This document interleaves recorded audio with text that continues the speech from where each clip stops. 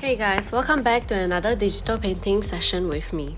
I'm Bridget and I use a Wacom tablet and Photoshop. Today I'm going to be explaining how I use these references to create this artwork. All my references are usually from Pinterest, so if you're looking for references, I recommend you to use Pinterest. So this is how I usually start off my artwork. I have the references on either side as well as the color palette. The first stage is sketching. This part is completely optional, but if you want to, you can do a perspective grid. Just reduce the opacity of the picture and color above it. Make sure that the colors you use are vibrant so it's easy for you to see. So there are a few ways to go about the sketching process. You can either trace the picture directly or you can trace it and use the perspective grid to change the furniture to whatever shape you like.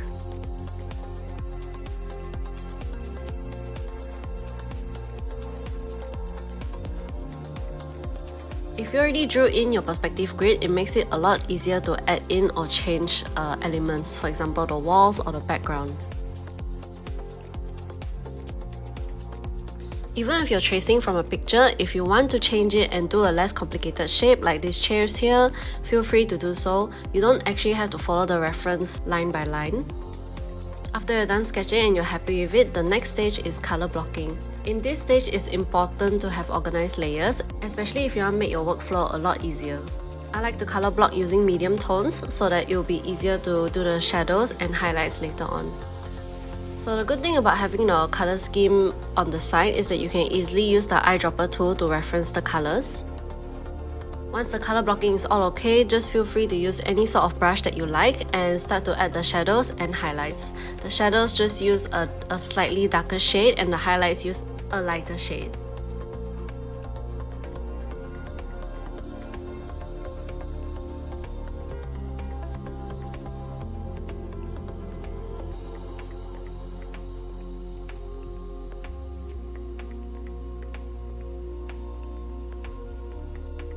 If you have organized layers, it's easier to do the shadows and highlights because you can use a clipping mask. If not, feel free to just paint over your color blocking layer.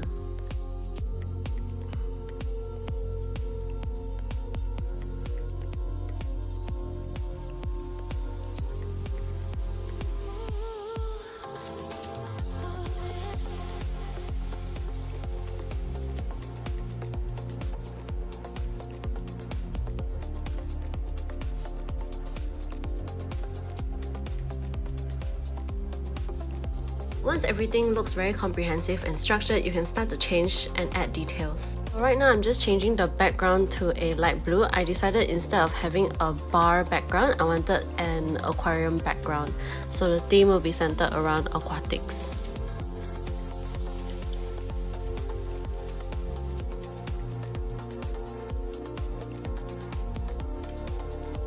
If you're working with more complicated things or complex layers, make sure you group them, label them so that you can organize your workflow.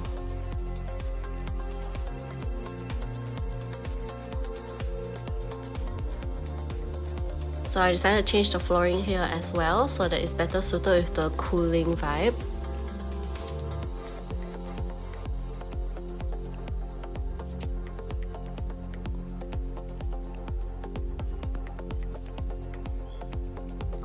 So then I started to trace over the character reference that I had.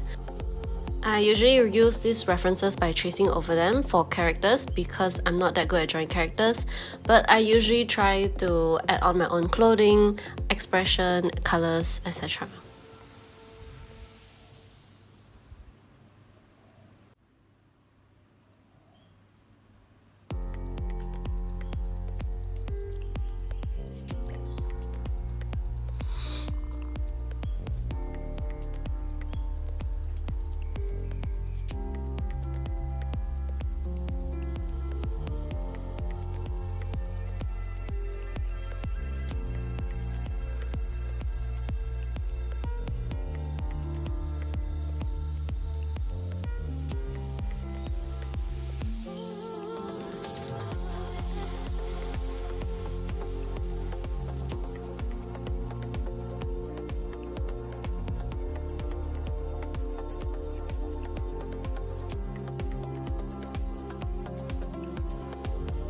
Once I'm done with the character, I started to add the lighting, the reflective lighting from the aquarium, then I started to add more details around her.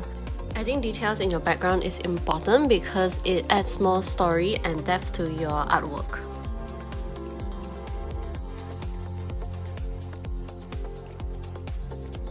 Because I wanted it to be aquatic themes, I started to add more books to the bookshelf along with some other fish materials like betta fish containers, boxes with aquatic labels and such.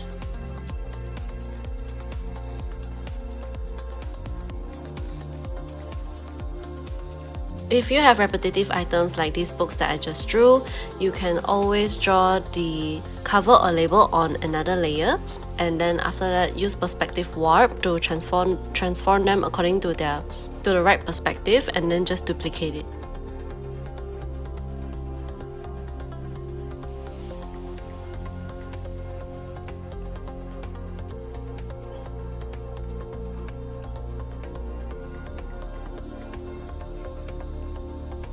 So because these boxes and books are quite far off in the background, there's not much detail to them.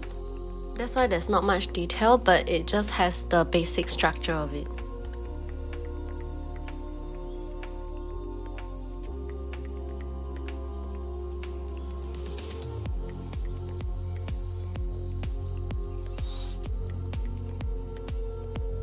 If you have similar items, you can just duplicate it, which is what people usually do.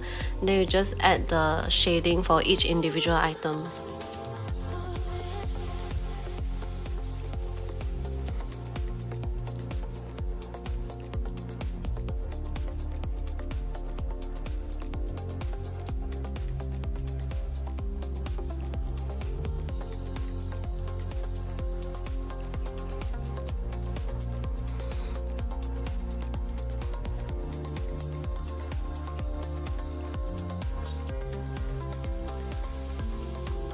After adding the decorations, I decided to change up the flooring, just added like a grass carpet at the end.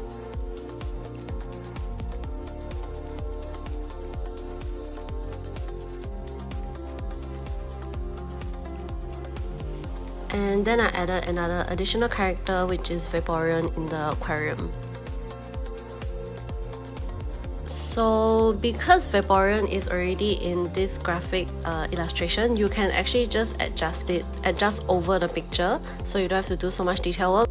But due to personal preference, I decided to just draw over it with my brushes so that it looks more natural to the rest of the painting.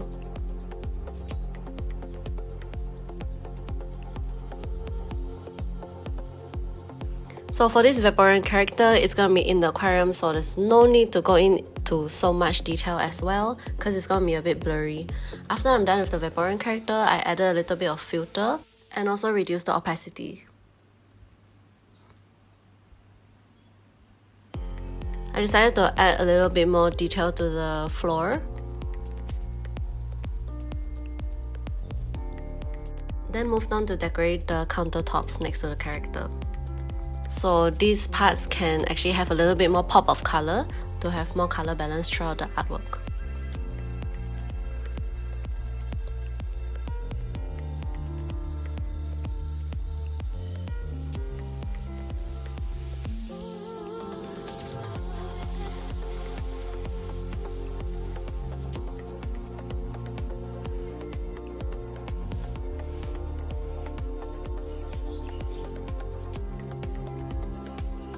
In the end, I decided to change the ceiling color as well so that the blue light from the aquarium can shine better, and wanted to make it more interesting, so I had these starlight kind of installations on the ceiling.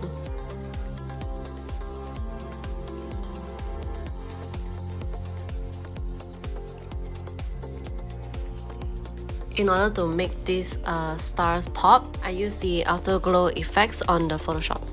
So that's all. This is how it looks like. Alright, thanks for watching guys. I hope this video helps you understand digital art a little bit better than before. If you like it, like this video and subscribe for more.